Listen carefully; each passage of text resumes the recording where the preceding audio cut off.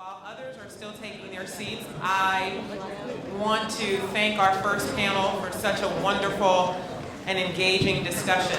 This is what we had hoped for when we put this convening together, so it is wonderful to see it all coming to fruition, and thank you all for being such an engaging audience. Before we start with the second of our three panels today, I'd like to make just a few acknowledgments.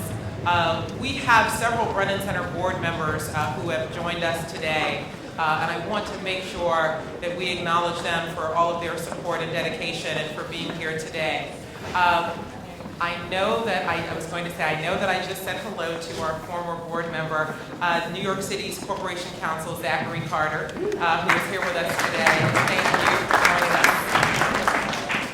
You've already heard from one of our other board members, the Honorable Steve Robinson, who asked a question earlier today. Thank you for being here with us, Steve. And Dan Cole is with us. I know he was sitting near me earlier. Perhaps he's still grabbing. Oh, there he is in the back. Thank you, Dan, for being here with us. And then board member Scott Wallace, I understand, is here. Hello, Scott. Good to see you from South Africa. See, that's how important this is. He came all the way from South Africa. Thank you for being here with us today. I also want to let people know, again, we are at capacity. If you do like I do when I'm traveling between DC and New York on Amtrak, I always put my briefcase on the seat. We need you to take it off your seat. We need those seats. We are at full capacity. We have added some additional seats, but we want to make sure there is room for everybody. So please make room for our other guests. Additionally, I want to remind folks again to make sure your cell phones are on vibrate or on silent. We are being recorded for this second panel. And finally, I just want to remind folks that, again, if you need Wi-Fi, here is the guest username. It's guest111. And the password is HALIAHDS. Again, HALIAHDS. And one last thing. When you are asking a question, because you know we will have Q&A at the end of each panel, these microphones, because we're recording, are not quite as loud in terms of projecting your voices as you might think.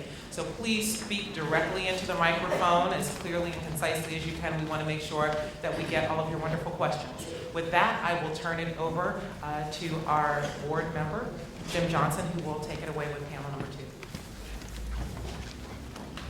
Thank you, Nicole, and good morning. Good morning. I like that. We're still alive. A couple of quick points. I spent a little bit of time in Washington, and it usually takes a member of Congress, usually a chair of a committee, to get the sort of a panel that we had the first time around. They were absolutely tremendous. But they are key members of the Blue Ribbon panel that the Brennan Center pulled together. But there are other members of the Blue Ribbon panel that are here. And just so you know, the report that you've received is the result of many, many consultations with people in the field. And I'd like the members of the panel to at least raise their hands. You should introduce yourselves later on.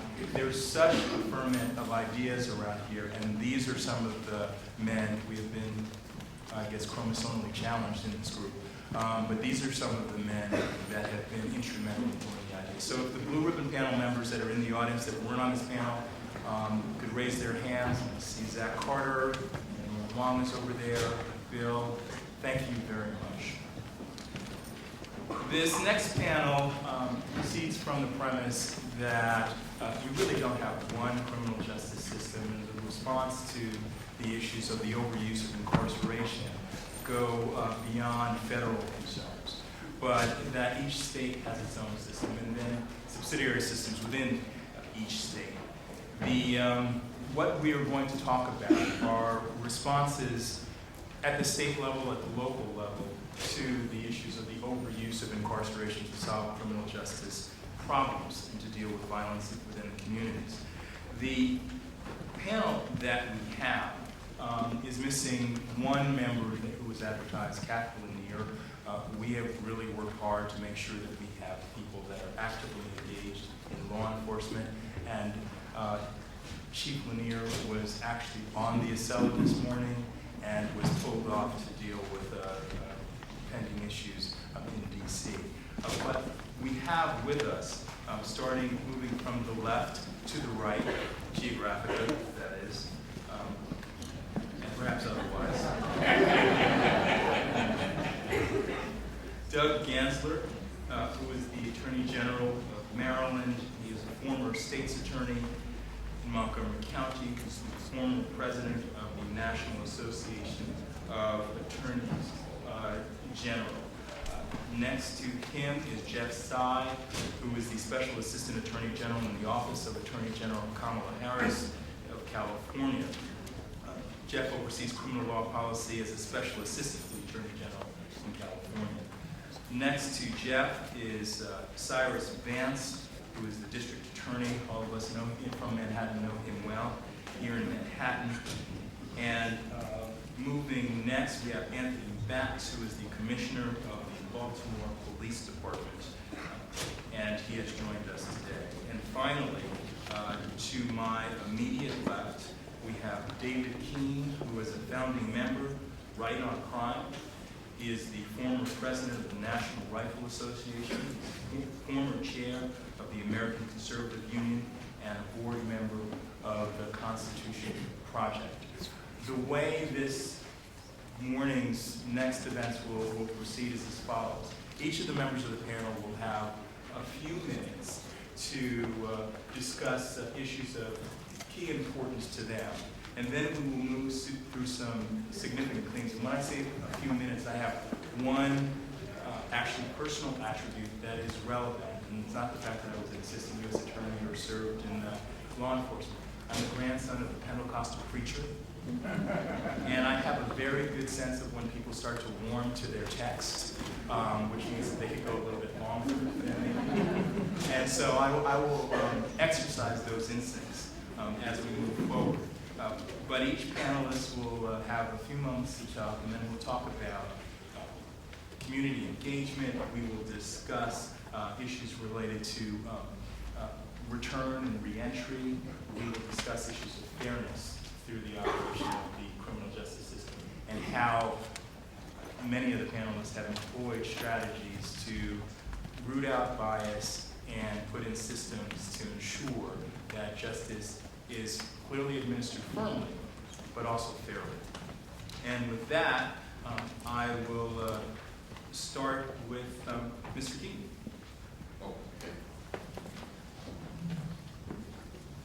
Thank you. I like the idea that after you talk about he's going to have a panel of people with some background in law enforcement, the first person called on has no background, whatever.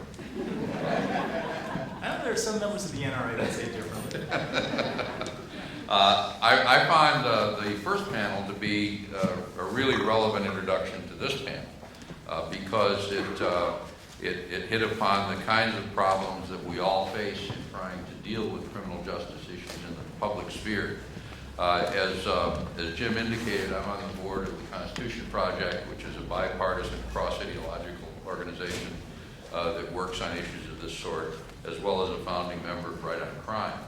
And even before we put together Right on Crime, a number of conservatives were meeting regularly for several years in our offices to discuss the problems that we have in dealing with the criminal justice system and the question of reform. And it was our feeling that in the 60s and 70s in particular, the public discussion of criminal justice issues was skewed by the fact that you had misrepresentative straw men arguing with each other. You had politicians who claimed that since crime was a problem, we had to lock them all up, throw away the key, and punish them more severely. Then you had others who tended to speak only for the criminals. And that was the debate that appeared, and that's the wrong question.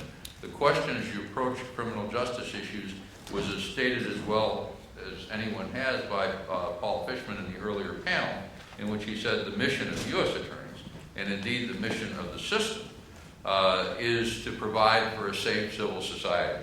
And the question is not whether there are too many people in prison or not enough people in prison, or whether the laws are too harsh or the laws are too lean. The real question is what works. And we got into a situation, certainly rhetorically and politically, where the question of what works and the mission that Paul discussed this morning became subsidiary. to the smaller missions of the various groups and politicians and constituencies involved. And we formed Right on Crime because we thought it was time for people, regardless of their political orientation or their ideological direction or stance, to start looking at these problems realistically, because the system clearly is not working when the United States becomes the premier jailer of the entire world, where 1 in 100 adults are serving time or have served time in a penal institution, where there are more people in every prison in every state in this country today suffering from severe mental illnesses than in all the private and public treatment facilities in each of those states, where the mission that the prison and jail system is supposed to fulfill can't be fulfilled because it's dysfunctional, where more people are being locked up for things that they shouldn't be locked up for or that they needn't be locked up for than is necessary.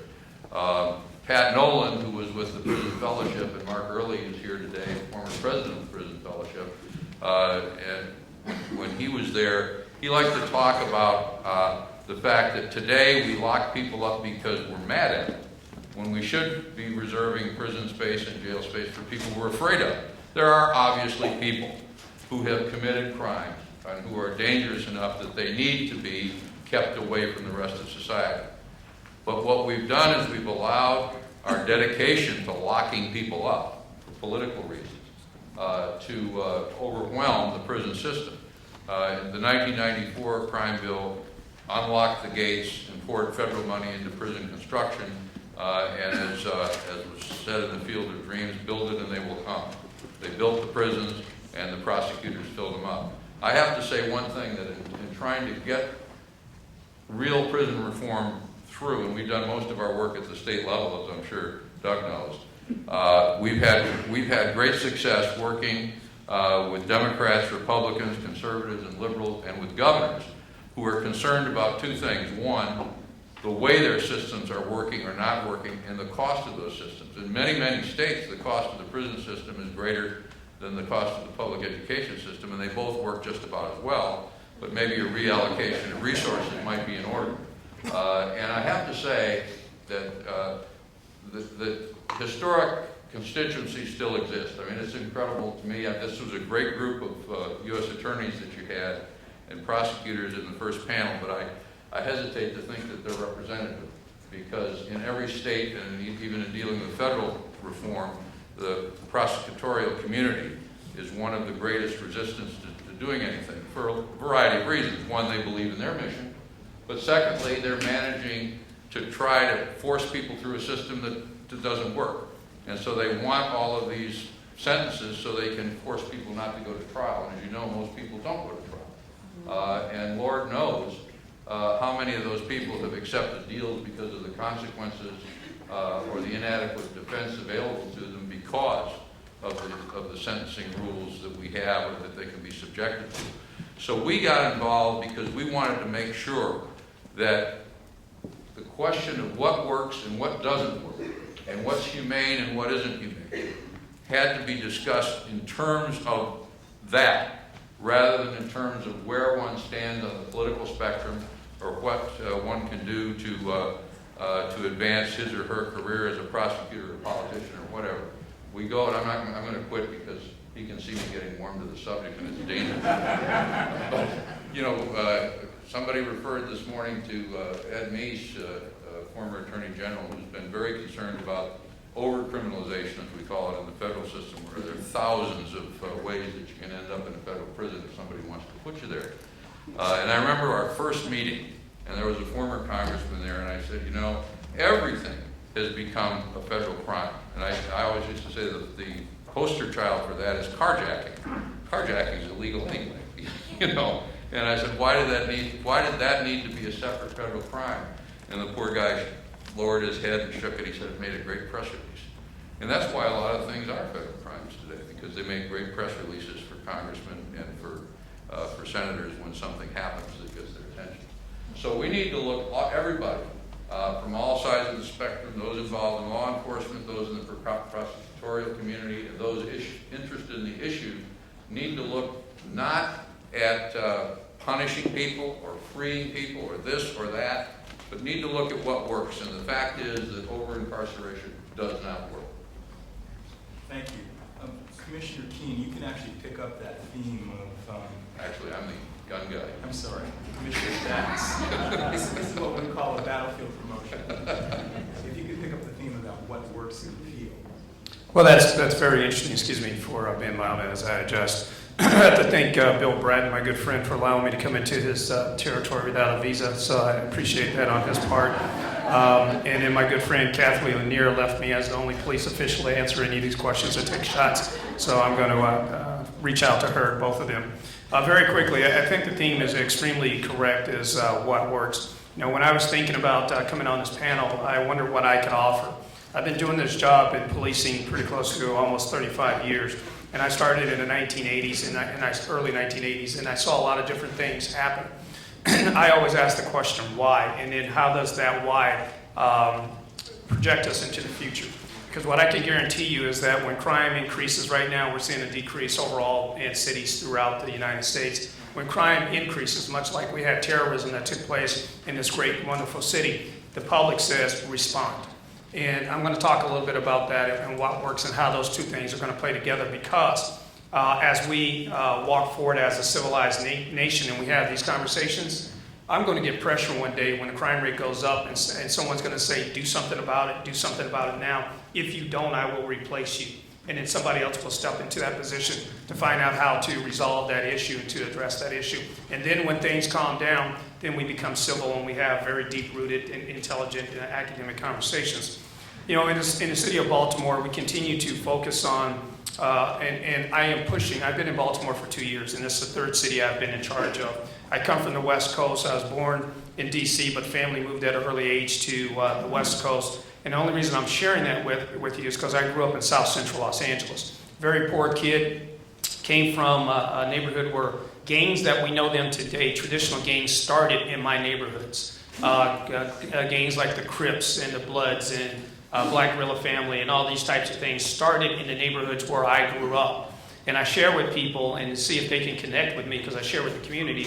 Many times for my dinner was, what we ate was fried bologna sandwiches. Did anybody eat fried bologna sandwiches in this room? Anybody? Any? All right, now what we're talking about. So that was my time that I grew up. And I asked people, and I asked my mother at that young age of 8 years old, did anybody give a damn whether I lived or died?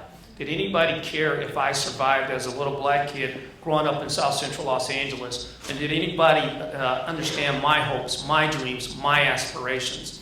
And with that, and I take from that to what we're doing in Baltimore and the cities that I've been in, is I try to push organizations to be progressive. I try to push organizations towards having academic information come in and focusing on what works. Not the flavor of the day, not what mythology is, but based on empirical data, based on the best practices in those things that work for police agencies. Now, as I say that, within Baltimore today, we have programs like Ceasefire. I had dinner with David Kennedy last night, and we were talking about the progress of Ceasefire within the city of Baltimore. And if you're not familiar with Ceasefire, overly simplified. What we do is focus on groups. We focus on groups, gangs, and groups, and the individuals that make those groups, gangs, or crews. We make them up, and we call them into a room. We bring them from behind the curtain, and we sit down and we say, "We know who you are." And in that room, we have all of my federal partners, ATF, DEA, et cetera, and we basically come with a hammer and a velvet glove approach, and we tell them, "We know who you are. If anyone in this gang, group, crew, it becomes violent, we're going to crush the entire group.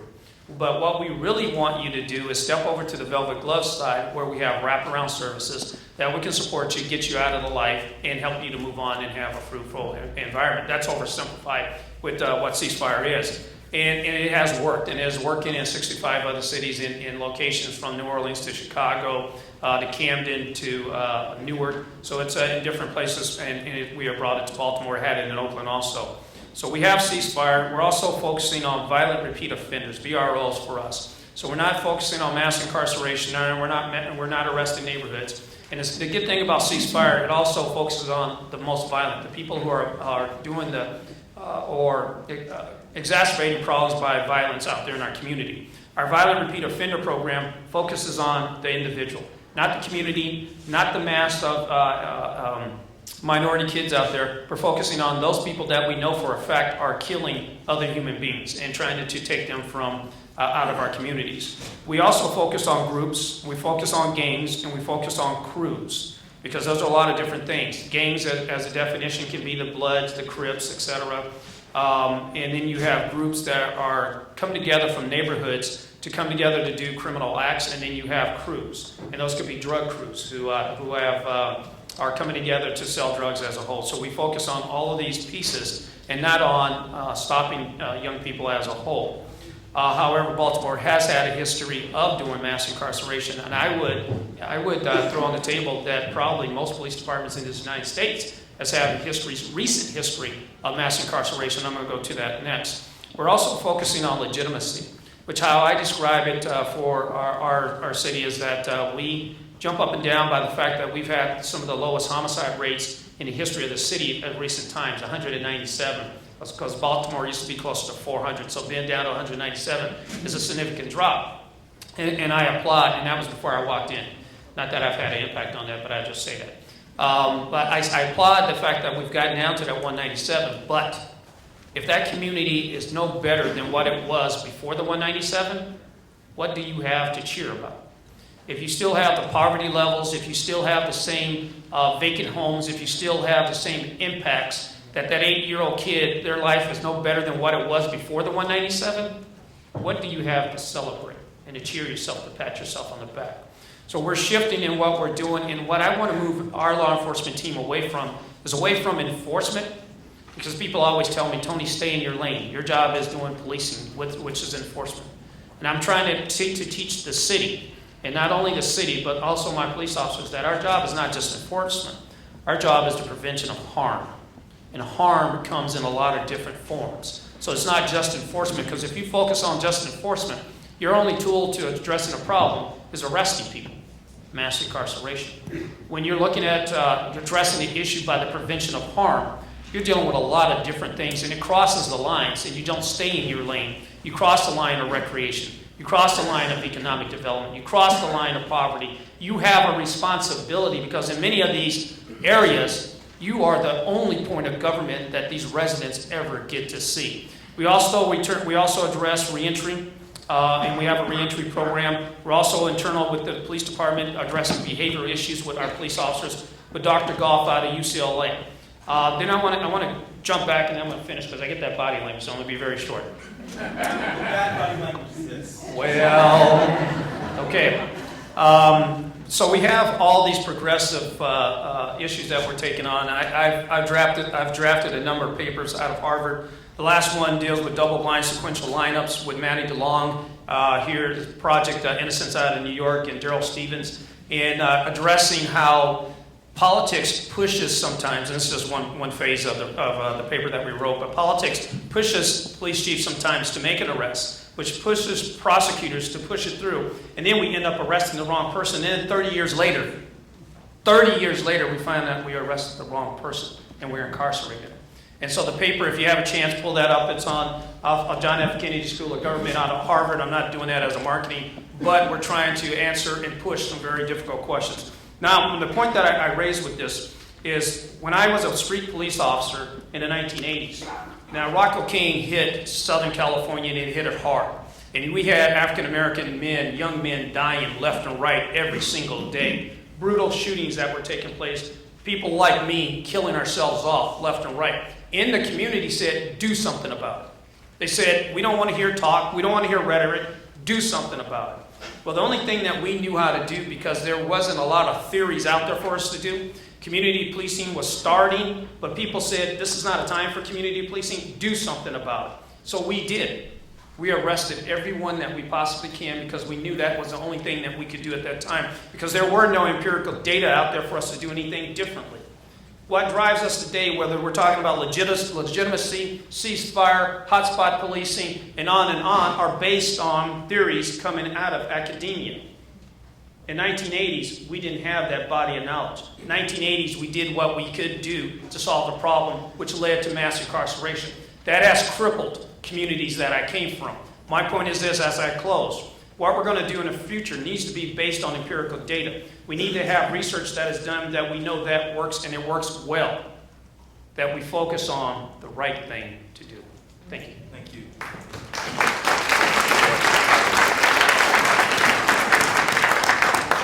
There's nothing to control a moderator better than a police commissioner saying, "I'm watching your body language."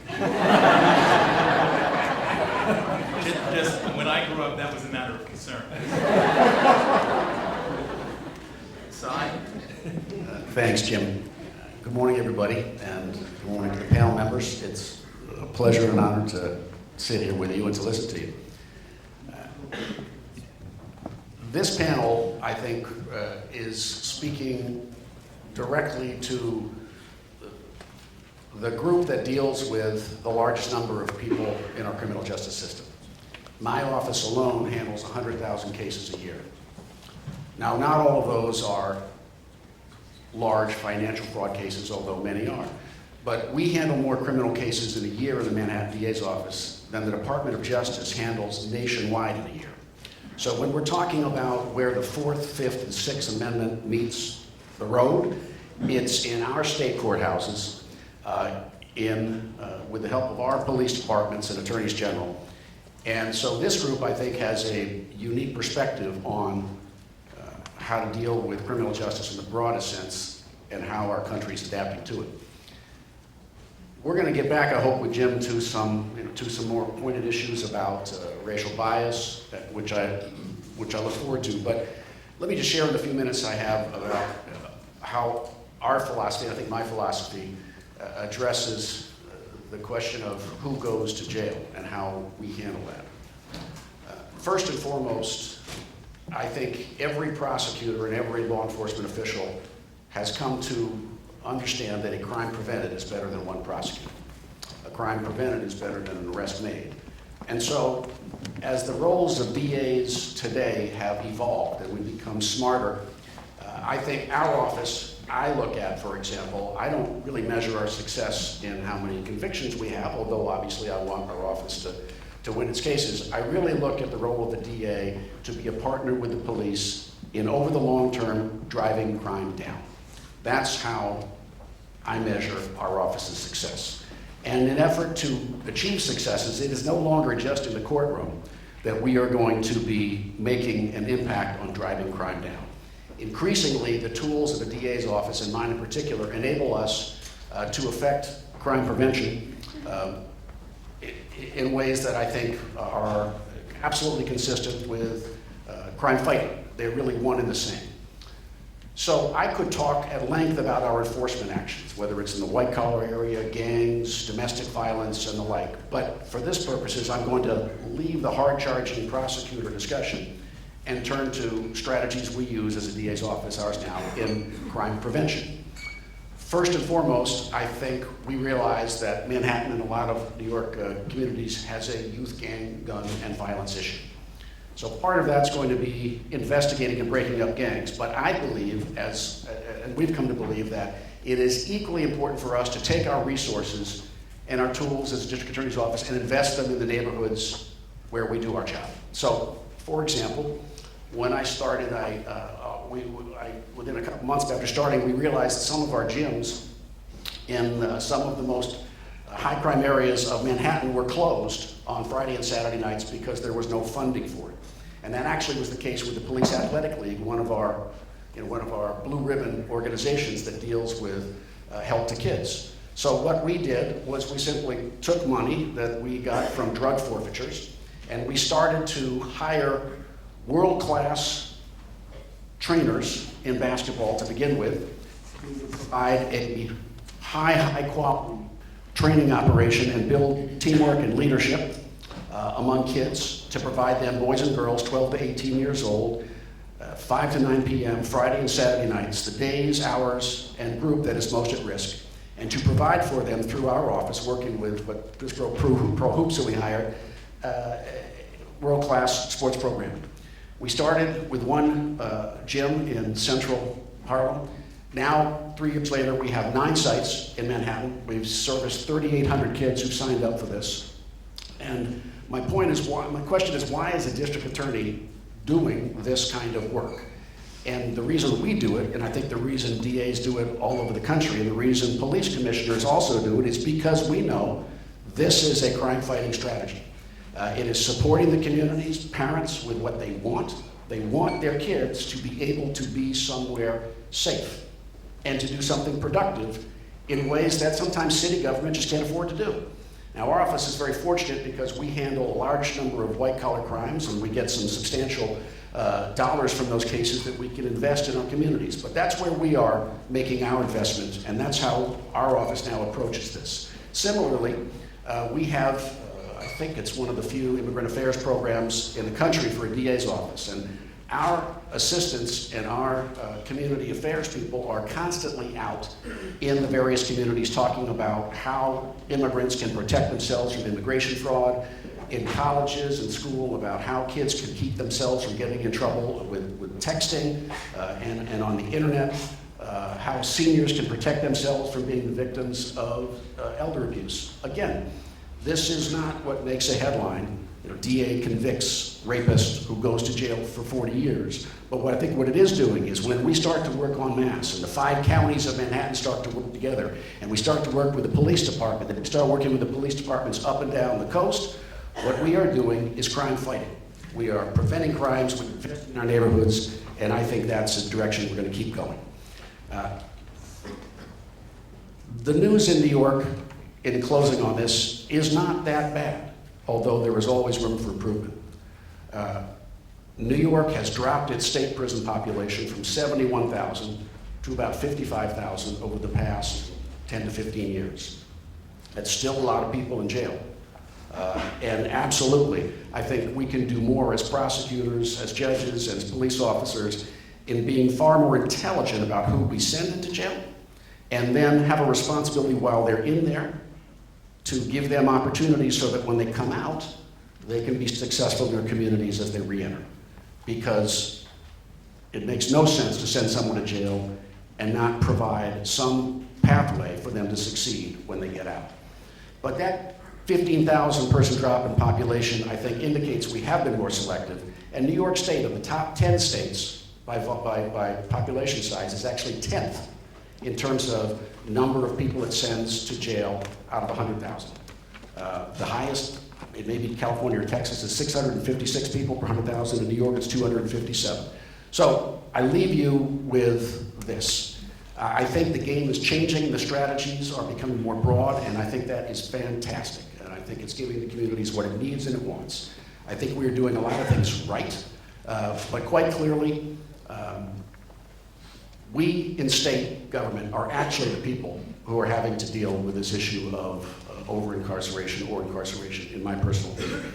And next month, we're bringing together 23 prosecutors from major cities all over the country in a coalition called Prosecutors Against Gun Violence, because we want our voice as DAs to be heard in the debate about what's working to fight gun violence and what's not. So what's happening is that strategies are being shared office to office, and crime prevention and how to make sure that those best strategies dealing with preventing crime are being shared. I think it's making a difference, and I look forward actually to what we can do together over the next couple of years. Jeff?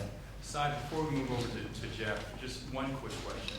The number that you cited, the drop from 71,000 to 51,000, that's tremendous and it's heartening. It's as surprising, or at least as noteworthy to me, as the numbers that Michael went in terms of the nation's ranking in the world in terms of the number of people that are incarcerated. Could you talk just a little bit more about what you think are the factors in that decline before we move on to Jeff? Now, this is a decline that started 15 years ago. So I believe that in that 15-year period, New York has been innovative in the area of providing alternatives to incarceration. And creation of drug courts, creation of a number of specialized courts which focus on an offender who is given a carrot to succeed in resolution of a case and avoid significant prison. So I think that we are being smarter with our support of people who have been offending. We are smarter with who's going to jail. I think the Rockefeller drug law reforms, which were overdue and a good idea, also provide more discretion to judges and prosecutors in a wide array of charging decisions.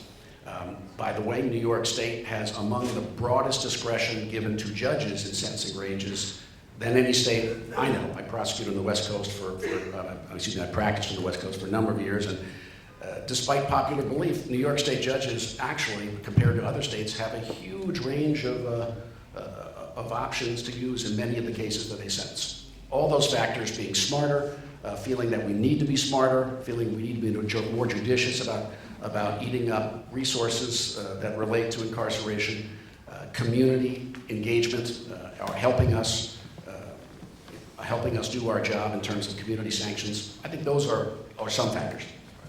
Thank you. I mean, that 15-year trend is important because it's the opposite of what's been happening nationwide. Jeff? Thank you, Jim, and thank you to the panelists here today. It's a real pleasure to be with y'all today. The Brennan Center really is doing some of the country's most amazing work on criminal justice reform issues, and it's a real testament, I think, to the Brennan Center that they were able to get us out of the bubble that is the state of California to come out here to talk to y'all today. So we're very happy to be here on behalf of Attorney General Kamala Harris.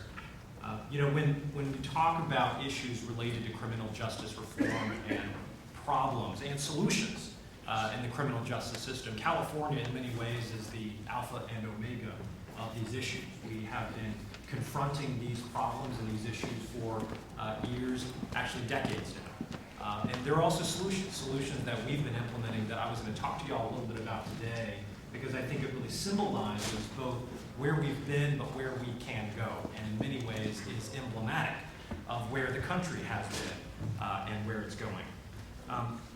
As I mentioned a moment ago, California in many ways is distinctive for many of the great things it produces for the country and the world, whether it's in innovation, in entertainment, and agriculture. But we lead in other distinctive ways as well in criminal justice and issues related to incarceration that is unfortunately definitely the case. To give you some perspective on what is happening both in the country and also again in California, one statistic for us is particularly telling. 1 in 10 people who are incarcerated it resides in the state of California. And that should tell you something about the scope of the problem on a national level, but also as it exists in the country, in the country's largest state, which is California. We have the second highest prison population. I was listening to Cy talk about the state of New York's prison population, which I'm gratified here is continuing to get lowered. In the state of California, we are doing the same, but our numbers still hover around 116,000. And that, I'll tell you, is just the state prison population, because as I'll talk to you all about in a minute, many of these state prisoners are now shifting to our county jail population. So the problem is, in one sense, good, in that it shows us what the solutions are, but it also tells us how much more work we have to do. One other, to mention this, and I think the commissioner may have mentioned that, or I may have mentioned this, there also are other issues related more than just as it relates to how many people we have in our prison system today. Another telling statistics that we have in California is that in the state of California, about 6.5% of the population is African American, but 29% of the state's prison population is African American. There are statistics like that about, and that is just one example, but it also tells us, again, what more we have to do. We know from the 1970s, leading all the way up to 2006, by way of example, again to give you perspective on the problem, that in California, our state prison population skyrocketed about 750%, from about 20,000 prisoners in the 1970s, about 1975, to over 172,000 by 2006. And that's what led us to much of the prison litigation, some of which is still ongoing today, that by court order required the state of California to reduce its prison population, and that is what leads us to what The Economist has described as probably one of the most significant experiments in criminal justice, which is something in California that we call public safety realignment. Many of y'all here, being experts in the field, are very familiar with it, but public safety realignment is, as Joan Peter Seeley at Stanford Law School has described, a titanic shift in the criminal justice system. Because what public safety realignment, a law that's called AB 109, essentially did was shifted the primary responsibility for incarceration in the state of California from the state prison system to the local counties. It localized, essentially, our criminal justice system. By doing so, it did a couple of things. One, and first and foremost, is it had an immediate reduction in our prison population, not because it opened the doors to release prisoners. In fact, public safety realignment did not do that.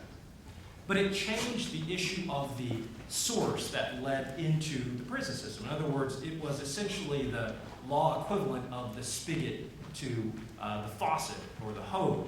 What it did is it changed who goes into the prison system and how. So whereas you had the vast majority of crimes that would, for felonies, that would lead to imprisonment in our state prison system, which led to the overcrowding problem, we now have a system through public safety realignment where the vast majority of crimes, specifically what we call the triple nons, right, the non-serious, non-violent, and non-sexual crimes, are now primarily going to be incarcerated and supervised by our local counties. This is significant for a lot of reasons. First and foremost, because our local counties now have to bear the responsibility for what are we going to do with these new offenders that we have. Whereas before, these offenders were the problem of the state prison system, your LA counties, your Stanislaus counties, and everything in between now have the responsibility of thinking about, from the DA level, who are we going to prosecute, to the sheriff level, the police department level, of what are we going to do with these offenders once they're prosecuted and they're convicted. And I will tell you that issue of that kind of compression that has been caused to the system has forced, in many ways, counties to rethink how they approach criminal justice in the state. And it's produced some good results. We know kind of on a primary level that the numbers have been reduced.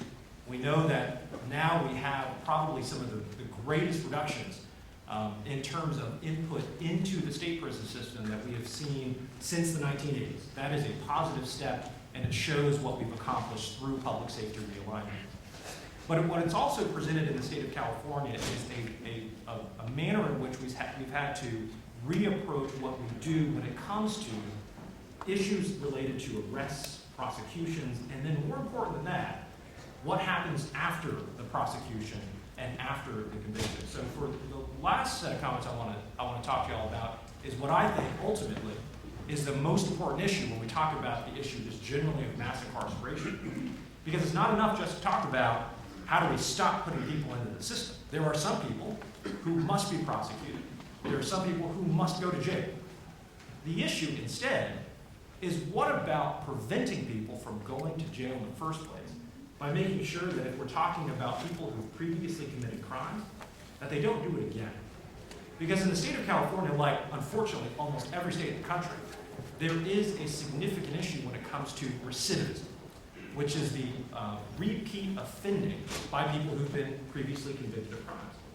In the state of California, that percentage is about 61%. And that is despite the fact that we spend billions and billions of dollars every year in the state of California on incarceration. So what many counties have done and what the Attorney General of California has done is said, why don't we think about approaching this from the issue of reducing recidivism as a way to ultimately reducing our prison population. One of the things that Attorney General Harris did was in November of 2013, create something through her office, unprecedented at the time, was to create something called the Division of Recidivism Reduction and Reentry. And what she did as the Chief Law Enforcement Officer of the state of California was say, I want to create a new office in my Department of Justice that is going to focus exclusively on assisting counties and how we approach reentry, how we approach recidivism reduction, and what kinds of things that we can do to both develop and assist and promote in those policies across the 58 jurisdictions that implement criminal justice policy every single day. And one of the things we're doing right now in that... Jeff, I'm going to actually pause you there. Sure. Because there are a couple of things that Doug is prepared to pick up that you were just about to I feel, expand upon. Sure, well, I'll stop there, I think it's so far more telling. I don't know about that, I got to college for playing lacrosse. I've been a prosecutor for 22 years. I was assistant United States attorney for 6 years. The local state's attorney is what we call in Maryland, basically the district attorney for 8 years, and now I've been attorney general of Maryland on the state level for 8 years. And I'd like to, and I applaud the Brennan Center and NYU for doing this conference, and the grappling with the issue of reentry, which I think is the issue of today. We used to really ignore people in jail, and in Maryland, for example, almost half the people who go into jail come back into jail within 3 years. So that is kind of the discussion of du jour, and I think it's an important one that we're having. I'm not going to talk about that, however. What I'm going to talk about is a solution that, in my 22 years, from a prosecutorial perspective, is one of the things that I do believe does work. And it takes off from where the district attorney, two things that he said. One, all the actions in the states. He didn't really say it that way, but I'm paraphrasing, which is the fact of the matter. I mean, there are federal crimes, and often when somebody is prosecuted by the federal system, they are at a place where they should be prosecuted by the federal system. And it's harder to sort of figure out what to do with that person because they're much farther down a line of committing crimes. In the state level, there's a lot more discretion, a lot more opportunity. We had, in Montgomery County, when I was the state's attorney there, and I'm going to talk about a specific experience there, we had 35,000 cases. Montgomery County, Maryland is everything you've heard of in Maryland other than Annapolis or Baltimore. We have almost 1 million people there. And I'm going to talk about an issue that the district attorney brought up, which was a little bit different, but along those same lines, which is the gyms. So when he started talking about opening gyms, people were like, well, why is the DA of Manhattan, where you have all these real crimes, talking about keeping gyms open? And the fact of the matter is that is a part of a solution called community prosecution, which is something that I first learned about, interestingly enough, because he's coming next, from Eric Holder. So when I was in the United States Attorney's Office in DC, we started something called community prosecution. Community prosecution actually started in the early 1980s in Portland from a local DA there and has taken many different forms around the country. But what it basically does is it bootstraps off of community policing and puts prosecutors in the neighborhoods, in the communities, and has a recognition that the prosecutor's job is not to get convictions, but to make sure that we prevent crime, we intervene in potential crimes, and that the right thing happens in each and every case. Sometimes that means putting somebody in jail for the rest of their lives, and sometimes it means figuring out a way to get that person back onto the streets. And so what we did in DC when the Attorney General Holder was the U.S. Attorney was we took one of the 7 police districts, at that time it was called the 6th District, which is basically Northeast Washington, and for a 2-year time limit, everything else stayed the same. And Judge, you might remember this, everything else stayed the same except we're going to have community prosecutors. So that means prosecutors were now assigned to the 6th District. And while everything else remained constant, the 6th District went from the second most calls for crimes and the second most violent area of DC to the second least criminally infested area in terms of calls for service as well as crimes being committed. And so I then took that and when I became the state's attorney in Montgomery County, and made it the first fully implemented community prosecution office in the country, and watched it work. And you can study it and have scientific this and that and the other. The fact of the matter is that you just see it work, and it makes common sense. And what it is at the most fundamental level is, as you look at all these television shows with DAs and prosecutors' offices, there's the homicide section, the narcotics section, and all these different sections divided arbitrarily, in my view, by crime. As opposed to taking an entire office, as we did, and dividing it by jurisdiction and neighborhoods. And so in Montgomery County, Maryland, we had 5 different police districts. So I divided the office into 5 different units. You had your Bethesda unit, you had your Germantown, you had your Rockville, your Silver Spring. And because if you think about it, the difference between a simple assault and a homicide often is somebody dies, maybe you have a ballistics expert or a medical examiner, but what you want to make sure you have is senior prosecutors in each of those jurisdictions on down to junior prosecutors. Now, the one area of prosecution that does take, in my view, expertise is sex offenses. And so even within those, you have people within each of those districts doing those particular types of crimes. And so a piece of that is you have actually what we call field community prosecutors, prosecutors that are in the Rockville district and going to the meetings at night, the civic meetings, the community meetings, and hearing from the people on the streets, instead of being in some office somewhere, what actually works and what doesn't work in terms of crime prevention. I'm a little older, so I remember we had an issue one time. We used to have pay phones. Remember those? You put a quarter in, you pick them up. And so there was this a lot of drug. I remember when they were dimes that you would put in. Exactly, see? So we used to have, there was this situation at this movie theater in Bethesda where there was a lot of drug activity taking place and people's kids were going there and people didn't like it. So we talked to the community, we removed the phones. Something that simple. The prosecutors working with the community police removed the phones and exponentially the drug crime went down there. Another component of community prosecution, which I think works very well, and the police were very reluctant to have us implement it at first, was you're actually working with the same community police. So the Rockville prosecutors are working with the Rockville police. You're going to the roll calls. You're teaching them the new cases that have come out. You're working with them on training. And so what happens is, when especially in large areas, instead of working with the different police every time you get a case on the top of the stack, you're working with these police officers. And one of them seems a little quirky and their story doesn't really match, but you don't see that officer again for a couple years. In community policing and community prosecution, you work with the same officers and you kind of get to know who the good ones are and who are the ones that need some help. And so there's a lot of different levels to this, but things like making sure the gyms stay open is one that works. And we, in Montgomery County, where we have almost 1 million people, we count our homicides in the teens. Bad years, 13, 14, 15 homicides with 1 million people. And there are innovative strategies from a prosecutorial standpoint that really have been proven to work. And I think that'll happen. In New York, you can imagine having, the prosecutors that are just in Greenwich Village, the prosecutors just on the Upper East Side, just on the Upper West Side, just in Harlem, that are working with the businesses, the community leaders, the civic associations, the police, and you can then identify also who should be in jail and maybe who shouldn't, and what are some strategies to keep those people in jail. So with that, I will subside other than to say that when the Attorney General, the U.S. Attorney Holder became the Deputy Attorney General, through the Department of Justice, he convened a community prosecution workshop, and we had prosecutors from all over the country come in, and how people define community prosecution varies, but the idea and the concept is the same. That is getting prosecutors out of the courthouse, out of the concept and notion that their sole responsibility is to convict people, and into the business of prevention and intervention to reduce the number of people who are in jail. This has been a very rich set of opening statements, but as I look at the clock, we have 20 minutes left, and I know we want to have time for questions. So I'd ask this of Nicole, if we could cheat and take a little, maybe 5 minutes from lunch, because the next series of questions is, frankly, it's a little tougher. And we've had this morning a series of examples of good news stories, but one of the issues that we have touched upon but really not delved into is the issue of race and enforcement. And we've touched on it a little bit when Lenny Brewer went through the issue, and in a somewhat comic way, in the repartee between the commissioner and I about my body language and what I might expect.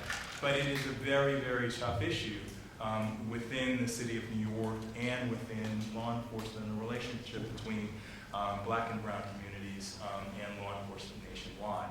So in the preparation for this, I discussed with Cy and discussed with Tony strategies that they have engaged in to identify and root out potential bias in law enforcement. So I want to spend at least a little bit of time discussing that and return to the issue of re-entry. And I think there are a host of perspectives on those issues. So I'd start with Tony and Cy and any other panel member who would like to jump in on that, and then we'll move to re-entry, and I promise we will save some time for questions. Tony? Very quickly, it's kind of interesting for me moving from the West Coast, growing up and working in Southern California, moving to Northern California, which is like moving to another country, and then moving to Baltimore, which is like moving to another country. But all of them deal with the same thing, race and policing. Anytime you have an underclass, and it doesn't even have to deal with race, it could deal with ethnicity, socioeconomic issues. When you deal with an underclass, and then many times police departments are built to maintain the status quo, you have to break through that. And that's where you hear from me that I'm trying to shift the organization from enforcement to prevention of harm, because you need to be part of that community. I can tell you, you have to build police departments today in a totally different way from when I came on. And what I mean by that, I give you a good example. I'm in charge of pretty close to 3,000 police officers. Many of them, 2,000 out of 3,000 are probably young officers who are out on the streets every single day, and they come in contact with different residents and citizens. And within those contacts, it's just not race, African American and black and white, which tends to be our discussion, but it's with the gay and lesbian community. It's with the Orthodox Jewish community. It's with different ethnicities or immigrant populations that come into our country. And what's unique for law enforcement in America is anytime you have trauma, any place other in the world, you end up with residents from those locations in our cities. Whether you have trauma in Sudan, whether you have trauma in Ethiopia, whether you have trauma in Cambodia, we take people in. And so when you have large groups of people that move into a location, you have to address that. So Ferguson, that everybody wants to use as a bellwether right now for policing in the United States, Ferguson did not start on that day of that incident. Rodney King did not start the day of that incident. That incident started 5-10 years prior to that. Growing up in Southern California and watching the riots of Rodney King, issues dealing with local grocery stores started 10 years before. Issues dealing with police officers being heavy-handed and not connecting with the community started numerous years before. For me, it starts with relationships. The things that I do when I go into the 3 very, very tough cities that I've gone into, whether it be Long Beach, Oakland, and Baltimore, which are very tough cities, is starting those relationships. In the city that I'm in right now, Baltimore, in my minority communities, many of my minority communities, there is a visceral hatred for the people who wear this uniform, a visceral hatred. And what I have to get my organization to is to address to them, from my perspective, is that we've earned that. And many times when we've gone out to try to help and make it better, we've exacerbated the problem. Not because we tried to, it's just because we don't have the other tools to address that. What I mean by that is most police officers think that they're doing God's work. They're going out and they're trying to address an issue. And the only issue that we have is enforcement. So when you have drugs that are taking place, when you have shootings that are taking place, we're going in trying to do God's work to make it safer for the people that live there, and we arrest people. And because we don't have a lot of those theories to address that. So we have to recalibrate, and we have to understand that we have been part of the problem. In our effort to be part of the solution, we have become part of the problem. When we arrest large numbers of young people and incarcerate them, we just demoralize a community. And so we have to shift our mindset. We have to shift in what we're doing. And we have to start it with relationships and understanding that we're part of the solution. And with that, we have to change how we solve the solution. Pointing a high-powered weapon at citizens that are exercising their constitutional rights is off the charts. That's crazy. That's wild. And I thank you for that, but I would tell you most chiefs of police in the United States think the same way. All the people that I know think the same way, is that is wild. That is, what the heck is going on with that? And so as we use Ferguson as a bellwether, most police chiefs that I know of in major cities that I work with and our peers think that is so far out the norm that it's crazy. How I approached protests, even in my city when they were protesting over Ferguson, is the point is that we're there to help them to protest. We're there to help them to do their constitutional rights of saying that this upsets me, this angers me, and so how can we allow this to happen? In those communities, the same context is how do we help people to attain their dreams? Remember, what I go back to every time is that 8-year-old little boy in that community. How do you help that 8-year-old little boy obtain his dreams, his aspirations? How do you allow people to say, I'm angry, that I don't agree with this? And as long as they do that and they don't tear up a city, then that's okay. And when that's our job and our responsibility. So when I go back to the race issue, the ethnicity issue goes back to relationships, changing the dynamic of what policing is today, changing how we see ourselves as helping to solve the problem.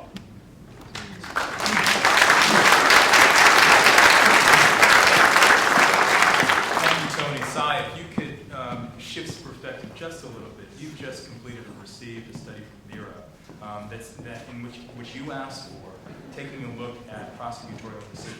Can you share that a little bit with us? Of course. Let me And just say anything that, else? well, I think I view this issue as how we approach the issue of prosecution and race in the communities that we are working in as well as in our office.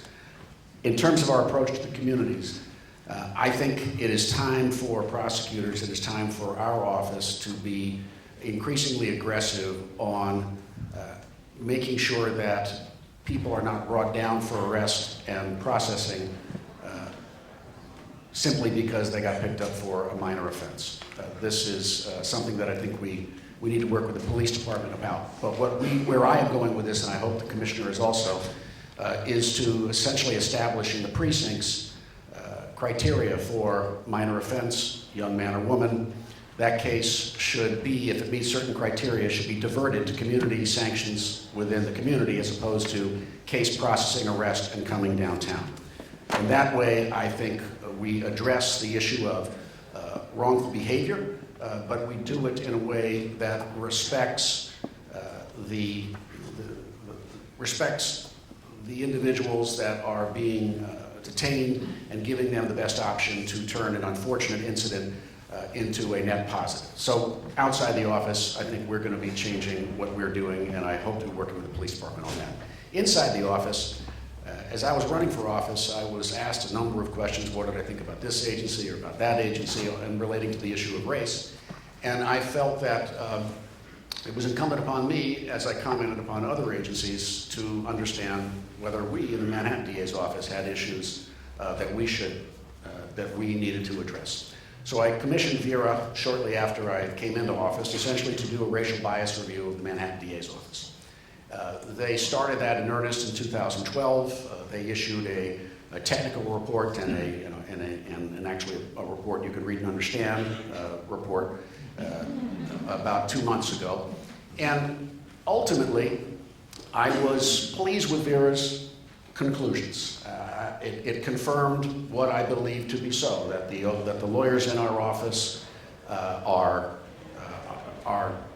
treating the cases squarely and fairly. But the Vera report did indicate that there was a racial disparity in certain key case processing elements. One related to bail, one related to amount of time for misdemeanor convictions. That there was a significant statistically significant difference between young African-American men and women and whites and Asians and Latinos. So what that enabled me to do is to then work within the office to understand what levers are being pulled that result in these statistical differences and how we can address them. And we have brought in a consulting firm, just started work within our office to address implicit bias in our decision-making as prosecutors, recognizing that none of us feel like we are biased, and yet the statistics may, at the end, show that the institution has, in fact, got a statistical difference that at least must be examined and corrected, and that's what we're trying to do. So bringing in an outside agency or outside firm to help us deal with this issue of implicit bias in our office. We would not have done it without the Vera study. It is not often that prosecutors invite consultants in to pour through their thousands of records to look at the issue of race. But I'm glad we did it, and we are learning from it, and I think it'll make our work better as we go forward. Thank you for that. And this is almost consistent. You know, it's almost consistent with Black History Month being the shortest month of the year. We're giving 10 minutes to the issue of race, and we probably could have filled out the entire afternoon to discuss that. But we have to move on, and I do want to talk about reentry from the challenge perspective. One of the things that I found both of these sessions very heartening, because you're hearing about things that work, and almost like, okay, good, we're done. But we have a great distance to travel, particularly in the area of reentry. From a policy perspective, because there's still some people who aren't moved on the issue of reentry, and on a practical perspective. So, David, you could address the policy issues, and then Doug, the practical aspects of reentry topics. Sure, I would like to make one to Tony, during this Ferguson thing, and we don't know who did what to whom, but we do know one thing. My daughter is served in the Army, 2 tours in Iraq and 1 in Afghanistan, and she's a PSYOP specialist, and she called me up and said, what is going on out there? She said, in Iraq, we instructed our troops when you had a situation with a crowd that we even took off our helmets, and if you had pointed an automatic weapon at somebody without cause, you'd be brought up on charges. And in this country, we have 2 things. We have a discussion here about treating people as individuals, evaluating them as individuals, whether they're black, white, yellow, or green, or whether they've got, all of the different things that go into it. And then we have this impetus to turn police forces into occupying armies and give them tanks and machine guns, which have been passed out by the thousands by the Pentagon, in most cases for no reason. And now the police department are saying they need heavier weapons, because Lord knows you may want to blow up a house somewhere. But those are 2 things that need to be addressed. But I had to add that in. I had to do that. Yeah. Do you have any tanks? But I got involved in some of these issues originally because I gave it some thought, back in the 80s and 90s. Because you think about the way things work, we lock everybody up, and let's assume for a minute that we locked them up fairly, that they deserve to be sentenced to prison, that they were prosecuted, they did something wrong. So we put them into a prison. We eliminate a lot of the rehabilitation stuff. We just lock them up and punish them. And so the prisons become graduate schools for criminals. And what do they learn while they're in there is how to be a better criminal. They get tough because they have to survive. And somebody mentioned that there are different prison systems. Federalism is a great thing, but really the breakdown is, as Pat Nolan told me once, there is no prison system. There are prisons, and they depend upon wardens. In the federal system and the state system, they can be awful. A lot of them make deals, like evidently happened at Rikers, with gangs to keep order because the officers and the wardens get judged on the basis of whether they maintain order, not on the basis of whether anything is working. And then we let them out after this is over. And what happened? The social net is less than it once was, which I think is okay. But if you went to prison in the 1950s, you couldn't get a job when you got out as a bank teller, but you could get a job doing a lot of other things. Technology, insurance companies, and social mores have changed so that you can't get a job digging a ditch in many places if you've got a record. And so we let hundreds of thousands of people out, and how are they going to live? They only know one thing. And then we're surprised when 60% of them go back within 3 years because they not just fall back into the life and the friendships that they had, but they discover that they can't move on. And one of the great challenges, we've talked a lot about who do you send to prison, for what reasons, and for how long? Those are legitimate questions. The next 2 questions are how do you treat them and what do you do with them when they're there, so that when they get out, they've got a better chance to survive than when they went in. And then when they get out, how do you help them?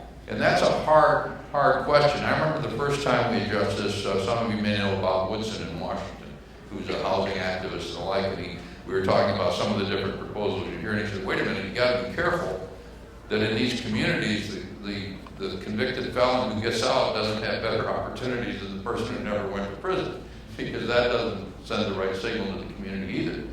But we have to worry about that, because just from the standpoint of a civil society, you can't take hundreds of thousands and millions of people, lock them up, tell them there's only one way to survive, and then throw them back out on the street and expect the civil society to continue to exist in any kind of realistic way. So a lot of the effort, and we talked in the earlier panel, there was a lot of talk about money. In the states, and the federal system is a great thing, because in the states like Texas and Mississippi, where there have been significant criminal justice reform measures passed, the money saved. Texas has closed 3 major prisons, has been reducing prison populations significantly, probably the poster child in the last 6 to 8 years for this. that money is rechanneled into some of the programs that we're talking about. That's an important investment. And that's what's happened in Mississippi, it's happening in Georgia, it's happening in other cases. So that money doesn't go back to general revenues. It goes in to dealing with questions of treatment in prison and rehabilitation. I could go on to that, but I won't. But I would like to come back and talk about how I think you change things. And I think David, Doug has some responses, practical responses that. Because I have nothing practical, Doug. So. Well, and just briefly on the racial bias issue, there's a lot obviously in there. One of the most obvious thing we need to do is to make sure we hire people as police officers, as prosecutors. I mean, I just came this morning from the Attorney General Conference. Of the 50 of us, there's Kamala Harris, and we have one Asian American. There's been 3 African or 4 African American U.S.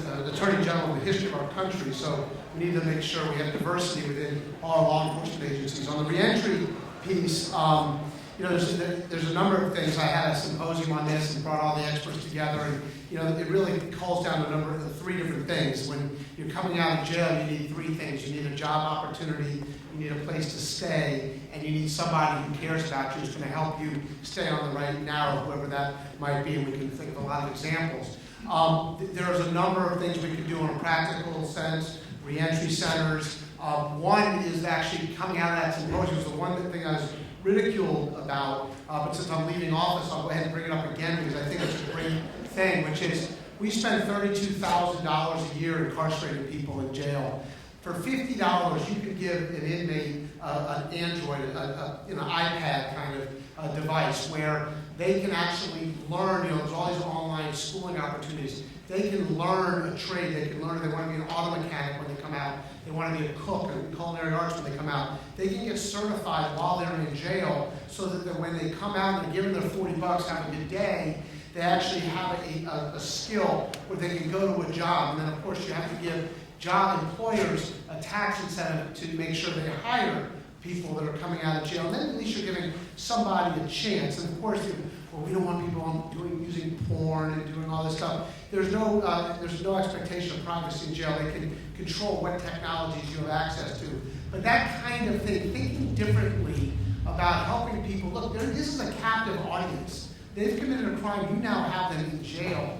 You can actually work with them in so many different ways to make sure, as in Maryland, where half of them come back, to do more like Texas, Michigan, Oregon, Virginia, and get that recidivism rate down to the 20%. And the taxpayers are no longer paying $30,000 a year to house these people, but you're also, your children, your grandchildren aren't going to have a gun up to their head to get their wallets, and it's a win-win for everybody involved. So the whole notion of talking about reentry and figuring out practical solutions to helping people become somebody who's behind bars and becoming a taxpaying citizen is something we need to continue the dialogue as we go forward. Thank you for that. And we have time for 2 really good and short questions. My name is Ed Bartlett. I'm with the Center for Prosecutor Integrity. I'd like to pick up on some of the comments about racial disparities. And if you look at the issue of wrongful convictions, it's clear that wrongful convictions more likely affect African Americans and other minority groups. So if we're talking about bringing an end to mass incarceration, shouldn't we be talking about how do we bring an end to wrongful convictions? And I think I'd like to invite DA Vance to comment on the role of conviction integrity. Just before we get there, before you get to the prosecutor, you often get to lineups and things like that, and I think Tony has some issues that would address that first piece before we get to the prosecutor. Tony? I don't know how I can make this short. Anyway, and I tell stories, unfortunately. I had a friend, Gaston, who was the chief of police in San Francisco, that called me when I left Oakland and said, Tony, could you be on this list of chiefs who are against the death penalty? And I talked to my girlfriend at that time, and I said, can you believe he's asking me to be on the panel of chiefs of police that are against the death penalty? And you're not going to like what I'm about to say, but I'm very pro-death penalty. You take a human life, and I felt that you should deal with your life. And I know I may be in the wrong audience by that, but I'm just telling you that's how I believe. And so as she and I talked, she says, well, Tony, why don't you take a look at how many of these rape cases or accusatory cases where you have DNA where you guys got it wrong? And I went, wow. And so when I started to do some research and started talking to different friends, and Matty DeLong being on the Innocence Project here in New York, and Daryl Stevens, who's the chief of police out of Charlotte, Mecklenburg, who has retired, he and I had the same conversation about Gascon, and he says, Tony, I'm very much into the Innocence Project. We need to take a look at this. And the three of us sat down and we started looking at how many people are wrongfully incarcerated within this nation and this country. And it's coming out because we had a technology with DNA. When DNA is showing how many times we get it wrong. And so then we stopped for a chance and we went backwards. We said, okay, we've gotten it wrong in these cases. What went wrong on the front end? And many of the times it's the practices, it's the lack of standardization that's going on. You leave it to the discretion of the officers. There's no checks and balances. And then really, when we looked at the case here in New York, it's political pressure. When someone says, remember this phrase, I wrote it down for myself, do something, the system responds. And it responds in some way, and it may not be the right way to respond. So when the police officers start locking people up and not doing it by due process or doing it through the checks and balances the way that they should, then it goes to the attorneys. No offense to any of my attorney buddies up here. It goes to the attorneys, and they get the same pressure, and they push it through also because you don't have those checks and balances, or that you go back and audit yourself to make sure you got it right. So one part of the paper that we drafted is a paper that tells the police departments to have standardized mechanisms and to audit itself and go back and audit itself. Also for the DAs and prosecutors that are out there to have systems that go back and audit themselves and question, do you have the right person? You know, I just made an arrest on a system just like that, and I'm going to shut up 60 seconds, where we had a 3-year-old little girl who got shot. She was shot as a result of a drive-by. And then that human cry out there came, do something. So I stepped up and said, we're going to do everything that we can to look for the right person. We did, and we put a lot of pressure, put a lot of officers, and we arrested a guy. And we believe the CI told us this was the guy who took a look at it. And then I said, and I put it in my command staff, I said, go back and audit. Go back and double check that. Could it be somebody outside of the scope of what we're thinking? And sure enough, we popped up with another candidate that popped up because we took the time away from that pressure to go, let's look outside of the way that we're thinking. Let's go back and check and double check our checks and balances and make sure that we get it right. We want to put someone in jail for the loss of that life, but we want to put the right person in jail for the loss of that life. The body language of that is Nicole's actually, and she's told us we have 1 minute. So, From the prosecutor's point of view, we in our office proudly say that we are one of the best prosecutors' offices in the country. But it's clear that if you're going to say that, you have to yourself be a leader in effective and fair prosecution practices.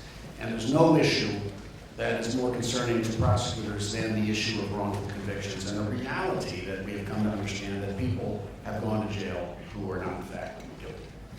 So for our office, in 2010, when I got elected, I created a conviction integrity program within our office.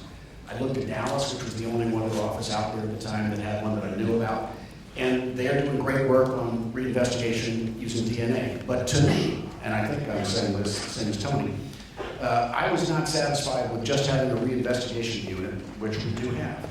To me, a conviction integrity unit in a prosecutor's office has to work with training the other assistants and providing support on decisions they make at the front end of the case. It is on making sure, as we do now with checklists, that when we have an ID case that comes into the complaint room, that there is a checklist that the kids, the young men and women, can go through with their supervisors to make sure that before a charge and decision is final, we make sure that we ask the right questions. We have standard protocols now on when someone becomes a CI, and it's, you just can't have someone who's a CI in our office because you want one. And there are things that we know now cause wrongful convictions that we now train our assistants and have protocols about in our office to minimize the chance that we make a mistake in judgment. And I think that's the right way to go. To end it, above all things, I think prosecutors and perhaps police officers have to understand that with all the power that we have, and it's enormous, there has to be a humility that goes along with exercising, and an understanding that we want to make sure that we have tried to consider all the facts and to not conclude simply because we believe something firmly at the beginning that shouldn't be questioned. And I think it's in that kind of attitude, self-awareness and self-analysis in all of us and in our office is going to make us do better at conviction integrity. And I think we will end with a note of humility and thank the panel.